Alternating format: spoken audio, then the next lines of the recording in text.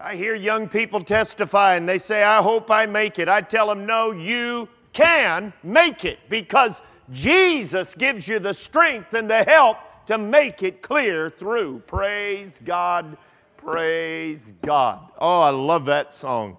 Just wish I could sing it. I'm gonna make it. Praise God. Well, let me add my thank yous with those that have already been said. Thank you so much to Brother Blowers for the invitation to come. He picked me to come. When I found out this afternoon that he wasn't going to be back, I was wow. Because you see, earlier this week, Brother Andrew picked me on his team. The next day, he's fired. And I thought, oh, what have I done to poor Brother Blowers? He picks me, I come, poop, he's gone. But thank you for the invitation to come. I have so much enjoyed it. Young people, I'm just an overgrown kid. Trust me, my wife will tell you that. I've never grown up, I've just gotten larger.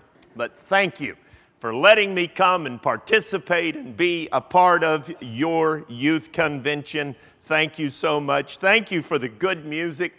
Wow, haven't the Hardys just done fantastic? I listen to him hit those high notes and I think, man, I couldn't do that if somebody slammed my fingers in the car door. There is no way. But wow, that is awesome. And then the whole family, the blend, and then they've even drafted people they didn't even know to come up here and sing them. And I've just so enjoyed the music and all of the offertories and wow, you all are blessed to have that kind of music. We've had everything from bluegrass to classical. It is fantastic. I love it. I love it. Thank you so much for everybody that was responsible for the music. Thank you to my co-workers. Brother Hardy did a great job teaching those morning lessons. Practical, down to earth. Young people, if you'll apply what he taught, you'll become an artist. You'll do more than that. You'll live a life for Jesus Christ. And thank you to Brother Cope for putting up with me. You know, I got to thinking, last camp meeting, I was the youngest worker. Of all the workers, I was the youngest. Yeah, it was an old crew. So one of you was looking at me like, whoa. This time, I'm the oldest worker. So I got to work with a bunch of young people. So appreciated working with Brother Cope. He's a professional radio evangelist or something like that anyway.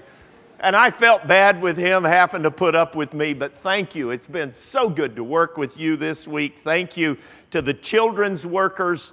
I didn't get to come to any of the kids' classes. They said I was overweight. They didn't say I was too old. They said I was overweight. The chairs wouldn't hold me. But I have heard a lot of good out of the children's work, and thank you so much.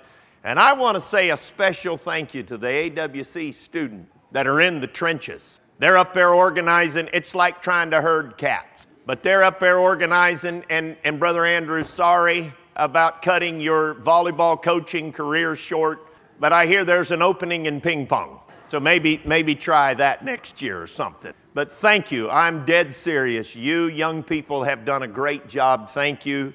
Thank you to the cooks. They're not here, but I already told them thank you. And they have done a great job. Thank you to all of the workers in the kitchen.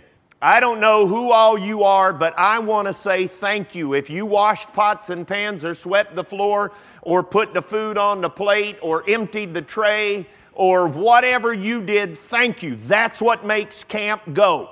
And I so much appreciate it.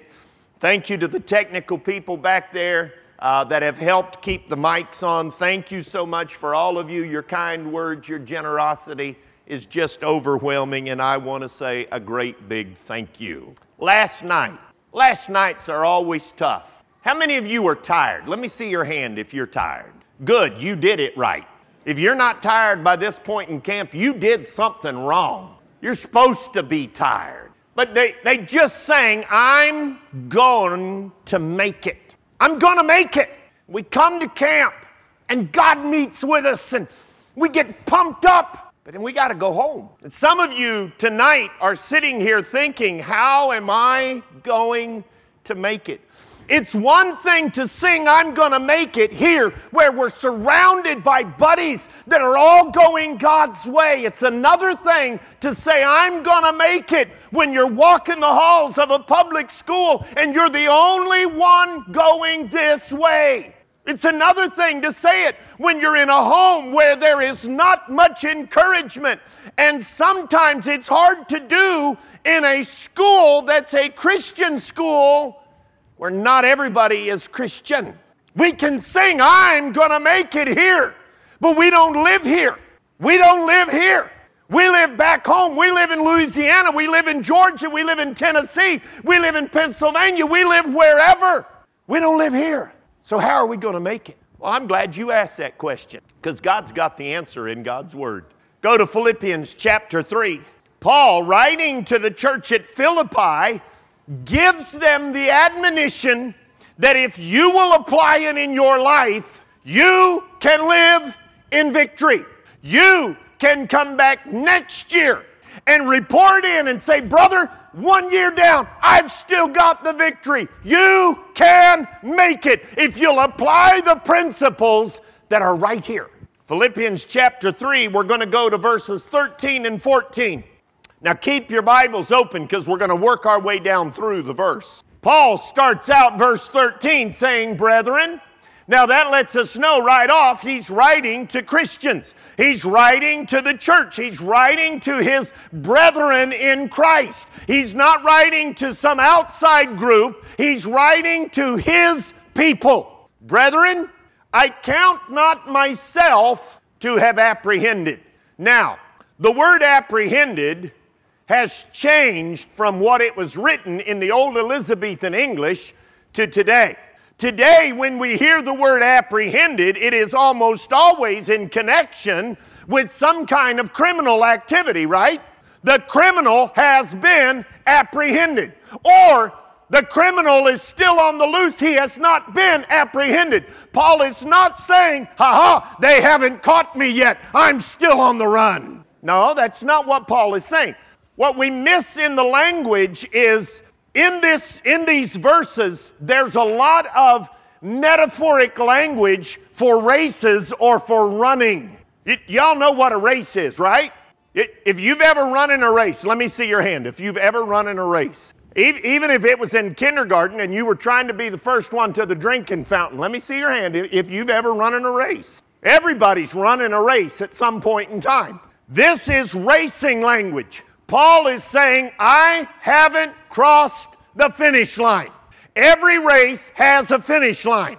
There's some place where it terminates. And what Paul is saying, I've not crossed the finish line. And so what he is saying, since I have not crossed the finish line, I haven't finished my race, so there's things I need to do. And I'm here to tell every single one of you that are under the sound of my voice, you're not done yet. Until you die and they put you in the ground, you're still in the race. There is no exit. There is no rest area. There is no stopping place. You're in the race and you've got to stay in the race.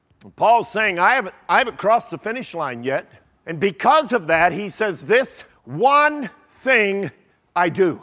Paul understands if he's going to cross the finish line, that has to be his number one focus. Young people, if you're going to stay victorious, serving Jesus must be priority one. Must be your focus. The devil has a lot of things out there to try to get you distracted. A lot of things to try to get you out of the race. When I was in high school, I used to run. I didn't run short little sprints. You can't get this much fat moving that fast, that quickly. I ran long distances. And in long distance running, a lot of times you would have, the opponents would have what they called rabbits. Rabbits, their job was to get you distracted. They would do antics. They would sprint out real quick, and you'd panic thinking, I can't keep up. I'm going to have to. All they're trying to do is get you out of your rhythm, because they know if they can get you distracted, you'll never win the race. Their whole job is to get you distracted. They're never in it to win it. They're not there to get a prize, a trophy, nothing. They're there to get you out of the race. Young people, the devil's got a lot of rabbits in your life that all they're trying to do is get you sidetracked, get you off course, get you distracted. You must make sure that making it to heaven is priority one. And if it's not your focus, you run the risk of not making. Let me illustrate it this way. We're in hunting country, aren't we? A lot of people like to hunt. The other day, I had one guy up there. We were getting ready to play football, or volleyball, not football. I would have gotten fired at that too. But anyway, we were getting ready to play volleyball, and they started showing us pictures of the deer that they have seen. Somebody showed me pictures of a deer that somebody missed. Now, I'm not going to say who it was, but they were chuckling because it wasn't them that missed it. We like to hunt. Let's illustrate it this way. It's opening day of deer season. And you're there in your favorite hunting spot, whether it's up a tree or Grandpa's back barn or whatever. You're there in your favorite spot with your favorite weapon. I don't know, maybe it's a bow, maybe it's a rifle, maybe it's a shotgun. It's not a bow for me, I can guarantee you that. I couldn't hit a broadside of a barn if I was inside with a bow. I cannot shoot a bow. Not happening. Had a buddy of mine, he hunted with a bow. He'd shoot about 100 rounds a night. And he was always trying to get me to hunt with him. Bow hunt. Dave, you got a bow hunt. You got a bow. And I told him, Wayne, I can't shoot a bow. Oh, you could this one. This is a PSE recurve. Man, you want to shoot. And I told him, Wayne, it won't work. He wouldn't listen. So he brought me out there. He said, I want you to shoot. After I lost 3 of his arrows, he took the bow back. So I'm not sitting in a tree stand with a bow, or the deer is going to walk on by. He could even draw cartoons as he's going. He is in no danger of me hitting him. But it's opening day. It's cold. Frost in the air. There you sit in your tree stand waiting on that buck to come by. And pretty soon you hear it. Crunch, crunch. As he's walking through those dry leaves, like walking in a bowl of cornflakes, isn't it? There he goes, crunch, crunch. And you can hear him coming. And he steps right into your lane to shoot him. There he is, that 27-point buck. Hey, it's my deer. I'll make him as big as I want. 27-point buck right there in front of you. What are you thinking about? Wonder what the stock market's. Wonder if those shoes are still on sale down at Kohl's. Wonder what's for dinner. If that's what you're thinking, you know what's going to happen? Crunch, crunch, crunch, crunch. You're never going to get that deer. You got to be focused. Young people, you got to be focused on serving Jesus Christ. It has to be your number one priority. If the Apostle Paul says, this one thing I do, if he saw it had to be his focus, how much more do we need to stay focused on him? This one thing I do, the verse goes on to say, forgetting the things that's behind. Okay, you got to forget what's in the past. It's in the past. Just leave it in the past. How many of you drive, before you raise your hand, drive focused on your rear view mirror? I want to see your hand because I don't want to live where you live because you're going to hit somebody. Rear view mirrors are for glancing in, not focusing on. Young people, the devil will try to get you focused on your past. Older people, the devil will try to get you focused on your past. And if he can get you focused back there, you can't go this way because you can't go forward looking back. So young people, what's in the past, leave it there. Leave it under the blood. Leave it with God. It's over. Because you see, I see this played out a couple different ways. One way is the hurts of the past. I'm not downplaying the hurts of the past. People mistreated you. People did things to you. They were horrible things. And you can't change that. But if you keep bringing it up, if you keep focusing on it, it will ruin your future. Young people, some of you have already had bad things happen to you. Leave them under the blood and move on. I've prayed with a lot of people around the altar, and all they can do is tell you about how poorly they were treated way back there. Leave it under the blood. You hear me? Leave it. Because if you keep trying to pull it forward, all it'll do is ruin your future. Because you can't drag your past into your future without damaging your future in the process. Leave it under the blood. Amy Carmichael had some things happen to her that were just horrible. She was very, very mistreated. Somebody asked her about it. And I loved Amy Carmichael's response. She said, I distinctly remember forgetting that. What was she saying? I'm making a choice to leave it in the past. Young people, bad things are going to happen to you. Put it under the blood and keep on moving. Can I talk to some of you older people now? Some of you, your problem is you're living in the glory days. Back then when God moved, back then when God came, back then when brother so-and-so and brother so-and-so and brother so-and-so were here, we really had revival. We just don't have revival nowadays. Really? God changed that much? Has your God changed that much? Mine hasn't.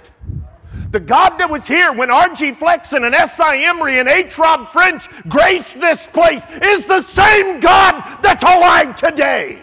By the way, as old as I am, I didn't hear any of those guys preach except R.G. Flexon one time.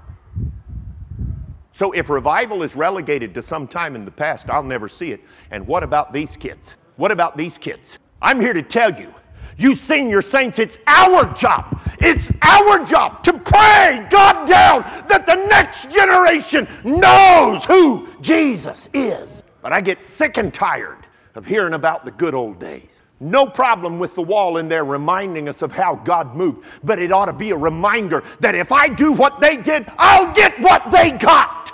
How can we expect our kids to carry on the glory if they never see it? How can we expect our young people to walk in the light if they never see it? It's our job to stop living there and get God on the scene afresh and anew. That's our job. I've got grandbabies. Have I mentioned that yet here? Got pictures today of my newest little guy. Oh, he's adorable. He's eating a bottle. Well, he's drinking out of a bottle, not eating the bottle. Just cute as ever. But if God lived in the 40s, he'll never see it. It's my job as Papa to be a hold of God and pray God down that my little auntie will know the presence of God, that my little guy will know what it's like to feel God move. That's my job. Senior saints, you need to take it by the job. Stop saying this generation just can't see revival. Maybe it's time to get on your face until it happens. He says, forgetting those things which are behind. He says, but reaching for the things that are before. That word reach in our English language is not as strong as it is in the original. Because I can reach, nothing happens, right? I can reach, pull my hand back, nothing changed. That is not what is being pictured there. That word means to be leaning. You ever watch a race? They get down in their stance to run their race. They've got their feet in the blocks and they've got their fingers. And you know the funniest thing? I love to watch it, don't like to participate in it. I love to watch a false start. They think the gun sounded and it didn't, and they fall on their nose. Fun to watch, not participate in. Why did they fall on their nose? Because that's the way they're leaning.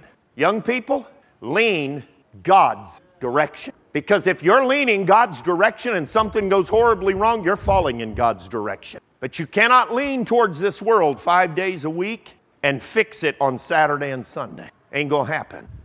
When we lived in East Tennessee, my cousins did tree work. We would cut down trees, big trees, little trees, get them off of houses, out of power lines. I worked with them long enough to know whichever way the tree is leaning, that's the way it's going. Somebody sent me a video here a while back. This fella, he's going to cut down a tree, and his wife is videoing it. And she's saying, honey, are you sure? And he confidently replies, I notched it. It's going to be fine. And I'm looking at that tree thinking, no, it's not going to be fine. You're about to wear that thing. And the saw starts up, and the tree goes crunch right on the house. But I notched it, but it was leaning. Young people, you can't notch yourself on Sunday and make it to heaven. You got to lean God's direction every day. What is being talked about there is a total commitment. Total commitment. I learned a long time ago in running that whatever direction this is leaning, that's the way I'm going, no matter what this tries to tell me. I was running along a country road. Car was coming towards me. I don't think I'd make a good hood ornament, so I tried to get over.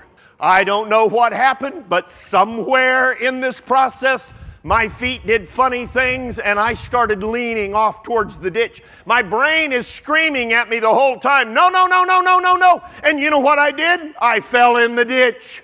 I rolled over and came back to my feet. I wish you could have seen the guy driving the car. You know, was that a walrus that just went by? What was happening? Why did I fall in the ditch? Because that's the way I was leaning. Young people, I'm here to tell you, don't lean towards this world. Don't lean towards this world, or you'll wind up in that ditch. Lean in God's direction. Make it a total commitment that I'm going God's way. Because if you'll commit to go God's direction, if something goes horribly wrong, you're still okay because you're leaning in God's direction. Forgetting those things, reaching forth. But then notice it says, I run along the line is the original language. Now, every race course has boundaries. You have to follow the boundaries, don't you? If you don't follow the boundaries, you don't win. I was running at one place. They didn't have a good, convenient place to run. So they sent me down to the public school where there was a track. Oh, nice, rubberized track. If you've not run on a rubberized track, some of you, I can tell you haven't, you need to do that. Oh, it is awesome. That is just like perfect. And I'm running on there, but I noticed there's these lines. How restrictive is that? Oh, lines. Now, let's just say, hypothetically, I'm in a race on this track. We're all running around the track. Everybody's in their lane. But I'm like way behind. That's not hard to imagine. I'm way behind. So why go all the way down and around? I'll just cut across the football field. Now I'm first. Am I? No, I didn't stay on course. Young people, the Bible is the course laid out for you. Stay on course and you'll never go wrong. But you got to stay on course. Because if you don't stay on course, you don't win. Read an article a number of years ago, the Boston Marathon, one of the most prestigious marathons in the world. People come from all over the world to run the Boston Marathon, run through the streets of Beantown to win a prize. They ran the marathon and one particular lady just absolutely crushed the record for female marathon runners. She beat some of the top guys in that category. And this reporter was astounded by it. I mean, she didn't just like a second or two, she crushed the record. And he thought, man, I got to talk to her. So he managed to get an interview with her right after she finished running. And he's talking to her, and he thought, something's not right. She's not breathing heavy. She's just run 26.2 miles, and she's not breathing heavy. And she's not wet from perspiration, and she's not perspiring. What is going on? 26.2 miles, and you haven't even broke a sweat? So he began to do some research, and you know what he found? She started with everybody else, but then she went into the crowd, down the stairs, got on the subway, took the subway to the finish line, came up the stairs, stood in the crowd for a little while, let a couple of guys go by, and then ran and crossed the finish line. Did she win? No, she cheated. So you know what they did? They took all of her accolades away. They had to fly the second place person back into Boston, hire people to stand along the street and stretch a finish line so they could get a picture of them, because nobody gets a picture of the second place person. But the first place person lost all of her winnings, all of her prestige. She was disgraced. Why? She didn't stay on course. Young people, there is no shortcut to heaven. There are a lot of people out there promising you a shortcut to heaven. You don't have to go that old-fashioned way. You don't have to go that old-fashioned way. You don't have to go that bloody way. There's an easier way. There is no easier way. Hear me, young people. The Bible has lined out what the course is. You got to stay on course. If you don't win. But why do we run the race? That next verse tells us, for the prize. Isn't that why you run any race? For the prize. To brag about winning. Now, I've run a number of 5Ks in my life with some of my kids, and you get a trophy and a banana and a bottle of water. Woo! That's worth writing home about. Look what I got. Banana, a thing that hangs around your neck, and a bottle of water. Yay. But that's at least a prize of some kind. Every race has a prize. Even if it's just bragging rights, it's a prize, right? My brother, who's older than I am, he's almost 2 years older than I am, we used to race a lot, and I couldn't beat him. He was just bigger and faster than I was, and I hated that, but I couldn't quit racing him because someday I'm going to beat him. And one day I did. I don't remember now if he tripped or what happened. Something happened, and I won. Oh, did I ever brag. I strutted around. Yeah, I'm the winner. He said, let's race again. No. I'm the winner. That was my prize. I got to gloat over my brother for a while.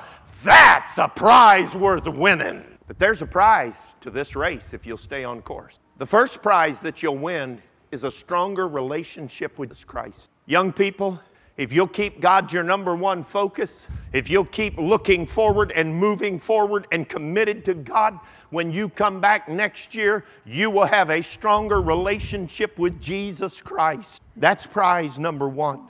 And wow, is that worth it? But that's not the final prize. There is a prize called heaven. And wow, what a prize. We'll cross that finish line one day and step into the presence of the King of Kings and Lord of Lords. Wow, what a prize. And I'm here to tell you there is nobody in heaven that wishes they weren't there. I guarantee there's nobody sitting on the riverbank saying, oh, I wish I wish I was back at Stoneboro Camp sweating my head off. And I guarantee there's nobody doing that. But that's the prize. Oh, I'm here to tell you it's worth it. You know what? We know more about heaven by what won't be there than what will be there. John tried to tell us what would be there, but there just wasn't any vocabulary for it. So he just kind of summed it up and he said, it's not lawful for me to say. What he's saying is, I ain't got the language for this stuff. This is awesome. We know more about what won't be there. No pain, no sorrow, no suffering, no separation, no sin. Oh, wow. Living in a place like that is going to be awesome. It will be worth it at any cost. I'm here to tell you, I want to encourage you, stay in the race because it'll be worth it at any cost. Read a story of an old preacher. He had been preaching the gospel for years and years, and finally his health had broken and there was no way he could continue to minister. But he still loved Jesus. He was at his house. Family happened to be there with him. And he had a massive heart attack. They called the paramedics. The paramedics rushed out there. They worked with him, were actually able to get him back to life, loaded him in the ambulance and rushed him to the hospital. When he got into the emergency room, they were beginning to try to work on him, get him stabilized, and he coded again, died again.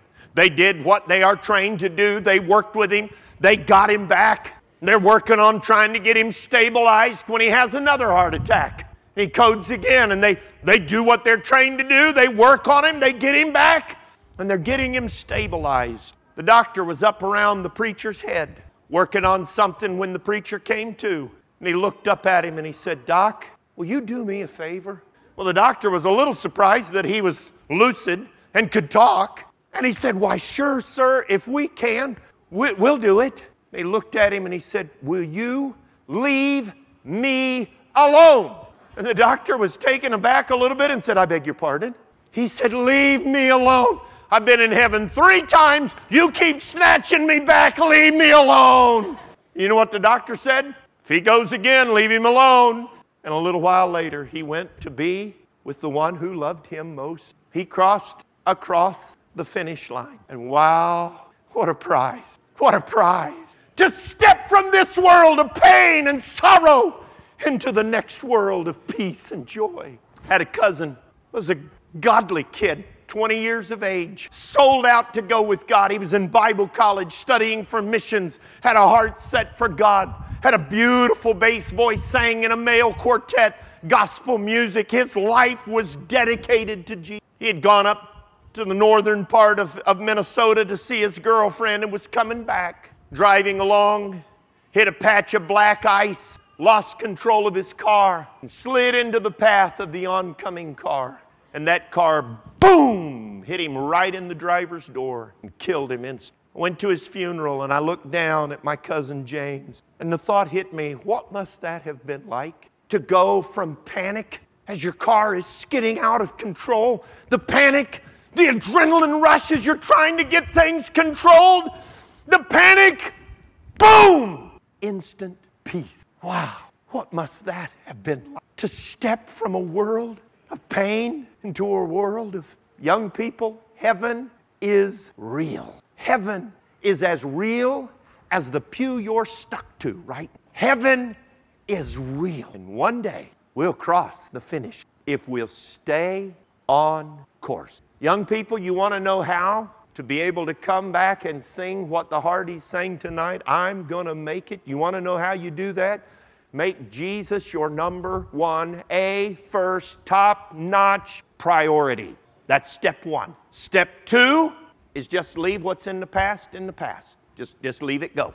It's gone. Nothing you can do about it now. 3, be committed to going this direction. So committed that you're just sold out to be that way. And stay on course. Don't let the devil get you distracted. Don't let the devil get you off course. Stay on course because it will be worth it all. That's why the songwriter said, it will be worth it all when we see Jesus. Life's trials will seem so small when we see Christ. One glimpse of His dear face, all sorrow will erase. So bravely run the race till we see Christ. Young people, you gonna make it because God is with you. He doesn't live at Stoneburg. He lives with you. He walks the halls with you. He lives in the house you live in. He goes to the school you go to. He is with you. You can make it. You believe that?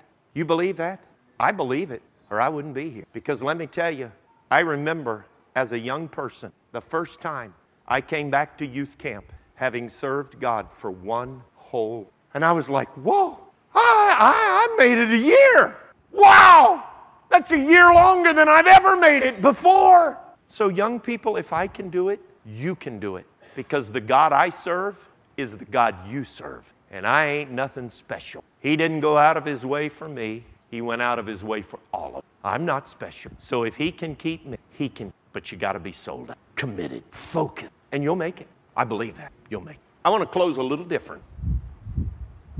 When I was in school, especially younger grades, they would do a repetition. You would say the same thing over and over and over and over again until it stuck. 1 + 1 = 2. 2 + 2 = 4. 4 + 4 = 37, or whatever it was. You just kept saying it over and over until it stuck. We're going to do that tonight before we leave. What we're going to do is we're going to say, I will make it. Can you say that? Let's try it. I will make it. Let's say it again. Say it again. Okay, you all sound like you're at a funeral. I will make it. Yeah. Is that how you would have said it on the volleyball court? Don't look at me and say you would, because I know some of you timid little shy things. Get the ball! We can say it louder. So we're going to say it loud. Ready? I will make it. This guy's got it right here. His face turned purple. I didn't see anybody else saying it like him, so we got to match him. Ready? I will make it. So young people, when you run into problems at school, what are you going to say? I will make it. When your friends aren't going this way, what are you going to say? I will make it. When things start going wrong, what are you going to say? Your volume is dying down like you're tired or something. So we're going to stand now. Ready? I will make it. Say it again. I will make it. One more time. I will make it. Now tell 5 people that do not go to your church and that aren't good looking. Because some of you were like, oh, yes. No. Tell 5 people, I will make it, before you leave.